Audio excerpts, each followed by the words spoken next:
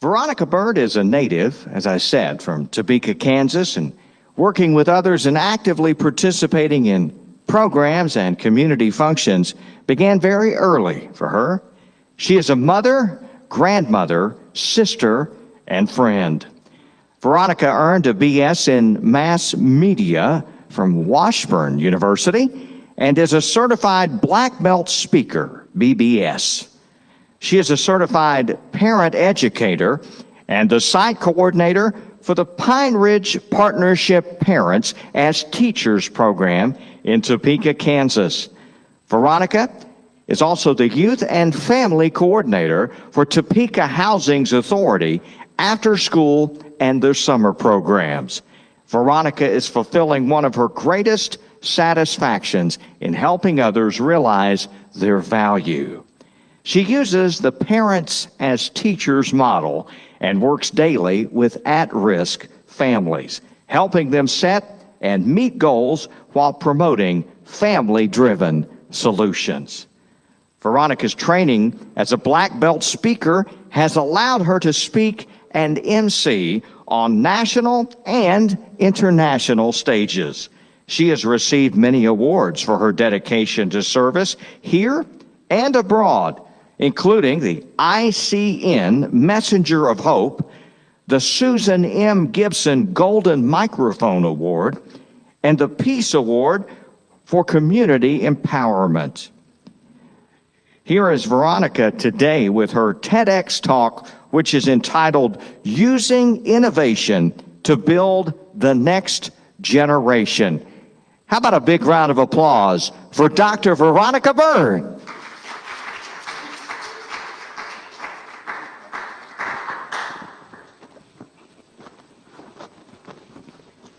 I remember when I was about 4 or 5 years old, I had taken piano lessons. I was taking piano lessons. And I was just so excited because I had literally mastered Mary Had a Little Lamb and Twinkle, Twinkle, Little Star. That was a huge deal to me because I was number 11 of 12 children. But for this was my way to shine. This was something that I could work on and that I could get credit for. So I was happy. One day, Miss Collins said to me, "You need to tell your parents that they're falling behind." And I said, okay. So I go home and I tell my parents, "Miss Collins said, you're falling behind."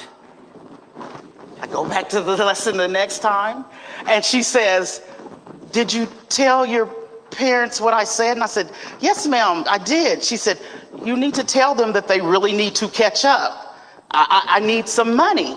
So I go home and I say, "Miss Collins said you really need to catch up. She needs her money." And my mom told my dad, she keeps sending this message about the money. And my dad looked at my mom and said, "Retha, money don't grow on trees." I didn't know what that meant, but I go bopping to my lesson the next time and Miss Collins said, "Did you tell your parents what I said?" And I said, "Oh, yes, ma'am, I did." And she said, "Well, what did they say?" I said, "My daddy said money don't grow on trees." Needless to say, that was my last piano lesson.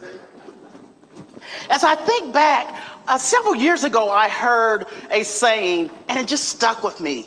And what it said was, "You live forward and understand backwards."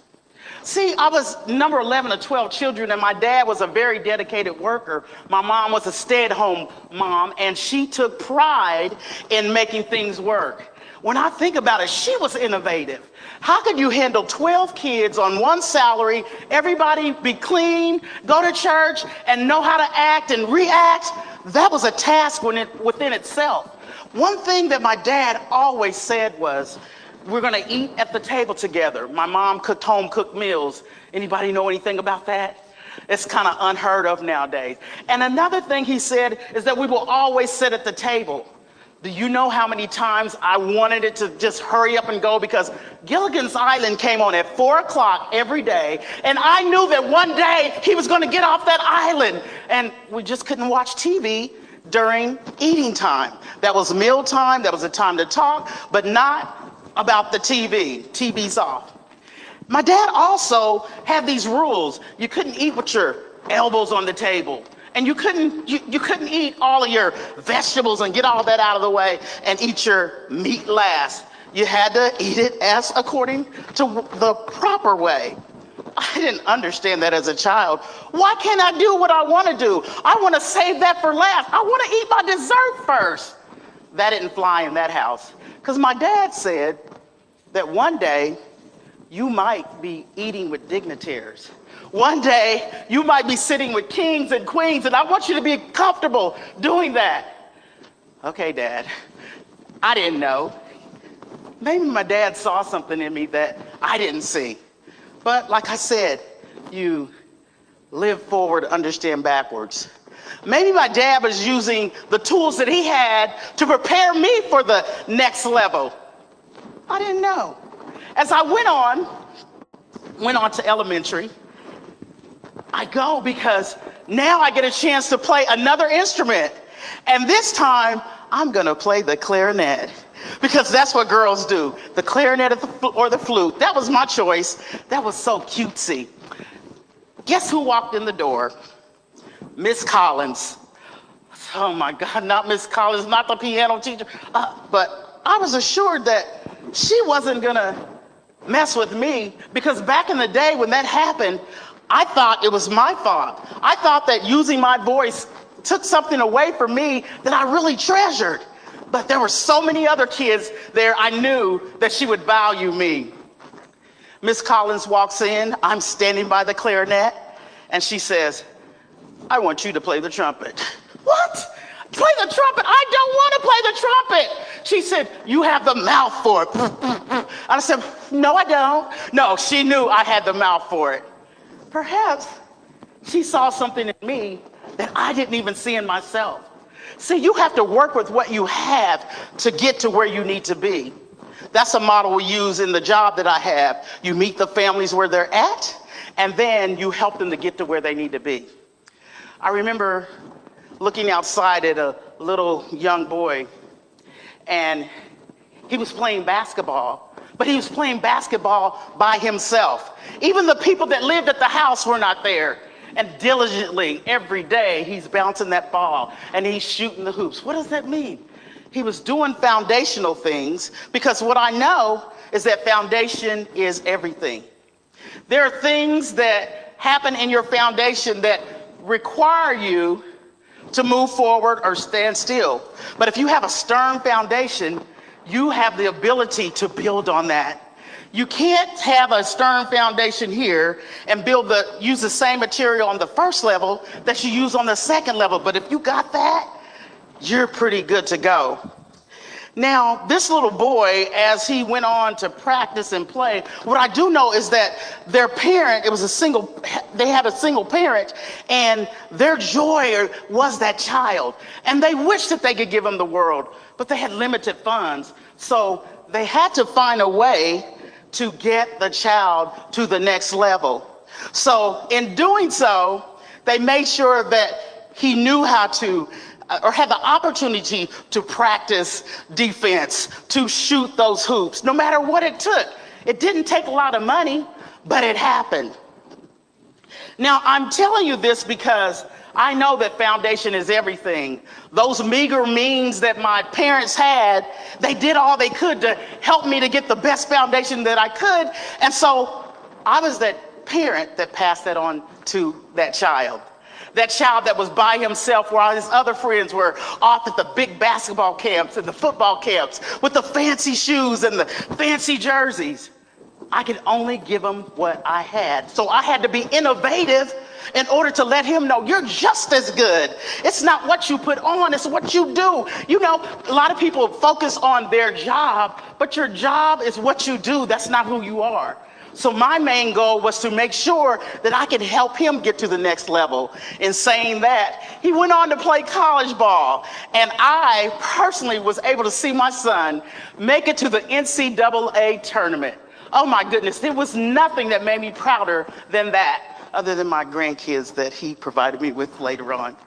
I love everything about what I do with children.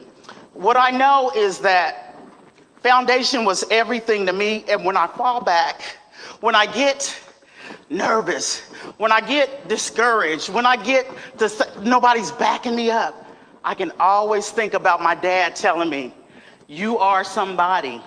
Walk with your head up. Walk like you have some pride in yourself. Not be prideful, but he would use a word about gumption. Have some gumption about yourself. Many of you have never heard of that. I didn't even know what it was, but I knew it made me put my shoulders back. I knew it made me stand tall. Now, Miss Collins, going on, as I entered into middle school, I kept playing that instrument. So that gave me some stability. They say that people that play instruments or involved in sports, that they stay out of trouble, usually, and that they tend to go further in life. So maybe she was using that instrument as an innovative tool to get me to the next level. Working in something so simple as early childhood, I can tell you about a piece of paper that we use that doesn't cost a lot of money. You don't need to go out and spend the world, spend all your paycheck on it, but it can help your child get to the next level. Just a simple piece of paper can be an innovative way to help him to meet his milestones. Think about a paper. Penny, maybe less.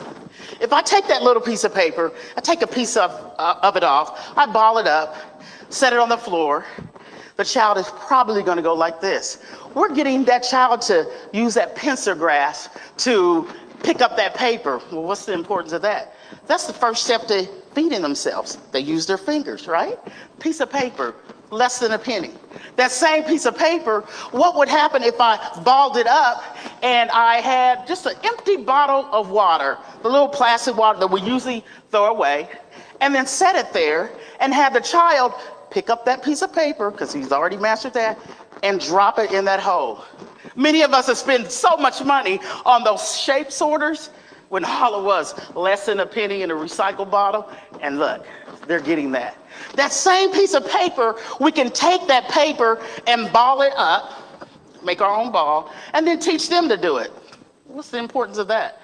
They have to figure out what's going on. They're literally using those fingers, strengthening those fingers to do so. Of course it's going to come unfolded, but then they're trying, and then they're figuring it out. They're using that cognitive ability to, hey, I need to press harder. That being said, using that same piece of paper, we can teach a child how to roll and throw.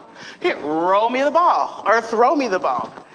Doesn't seem like a big deal, but they're using their eye-hand coordination and their gross motor skills, their body movement to figure out how to catch this thing.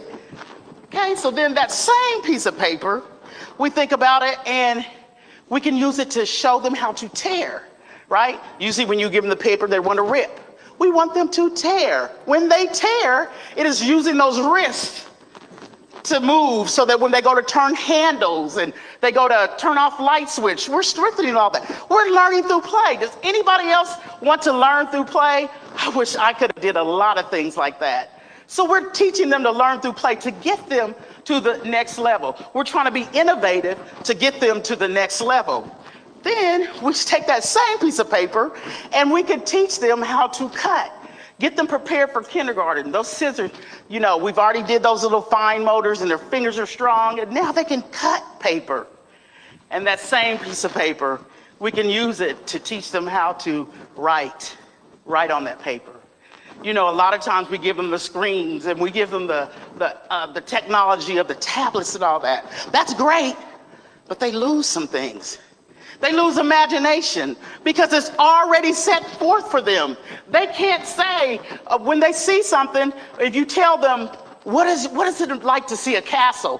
What in their mind, because all they're used to seeing is that castle on the tablet, that's what they imagine. We want to give our child or our children a chance to imagine and grow. Just think about your dreams. That when you were little, you thought it was endless. You had all the possibility in the world, and then somebody put a cap on that.